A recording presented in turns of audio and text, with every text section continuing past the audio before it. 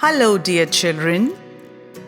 Today we are going to be talking about something real, like when you get a fever or a stomach ache or you fall sick. So, when you fall sick, you need to visit a doctor. Isn't that so? So that the doctor can find out what's wrong with your body and give you medicines that help you get well soon. Let's just find out, how does a body get sick? Now, our body is made up of millions and trillions of cells. Now, these cells are wonderful creatures. They join hands together to form our organs like our hands, legs, stomach, etc., our muscles and our bones. So it's very, very important for us to keep these cells healthy, because if our cells are healthy, then our organs, our muscles, our bones and our whole body is healthy. So your teacher and your parents often tell you, eat fruits, green vegetables, exercise a lot, play a lot to keep your cells healthy. Now, on the other side, there are some devils called germs. You know who germs are? Germs are forever hungry creatures who just want to eat up our cells. So they're always on the lookout to attack our body and start eating up our cells, start gobbling up all our energy, and we feel low, we get a fever, and we feel zero energy. So we can keep these germs away by staying clean, washing our hands, and getting some vaccination or injection as told by the doctor. But children, sometimes, just sometimes, these germs are too strong for us. They attack our body, we fall sick, we may get fever, but never worry. The doctor is there, he will take care of us and we get better soon.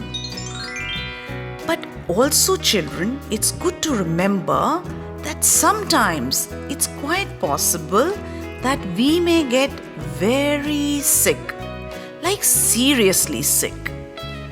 One such serious sickness is called cancer.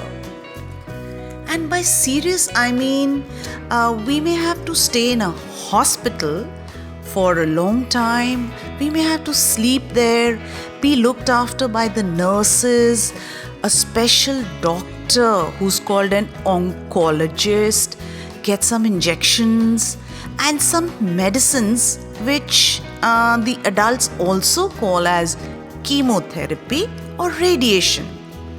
Some people could just lose their hair, some don't feel like eating, some feel very, very weak and just feel like sleeping all the time. And nobody really knows how we get cancer. But one thing is for sure, that cancer is a non-infectious disease. Now, what do I mean by non-infectious?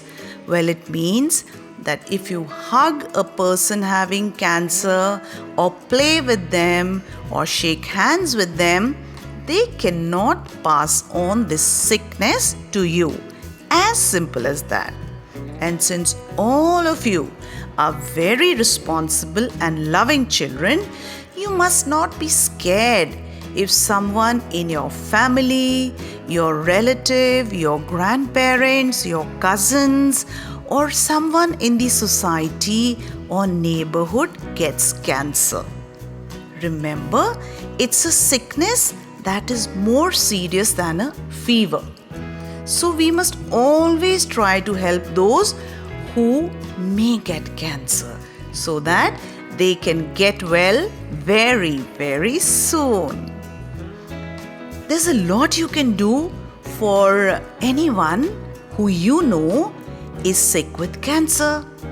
You can make a card for them. You can tell them your wonderful stories. You can play Ludo or chess with them.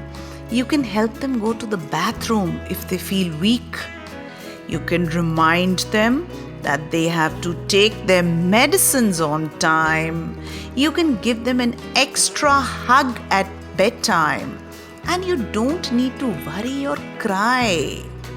And also, you can give them a rose. Yes, you heard that right, a rose. Because a rose is a great gift for a person who is sick with cancer. A rose will tell those who are sick with cancer that they are still as beautiful, as wonderful as the flower rose. And yes, it's a little sad that they have to live with pain for some time, just like a rose lives with thorns. But even if there are thorns, that does not make the rose any less beautiful. Similarly, your love and care and prayers will help them get over these thorns, this pain. And soon they will be able to play and laugh and sing with you.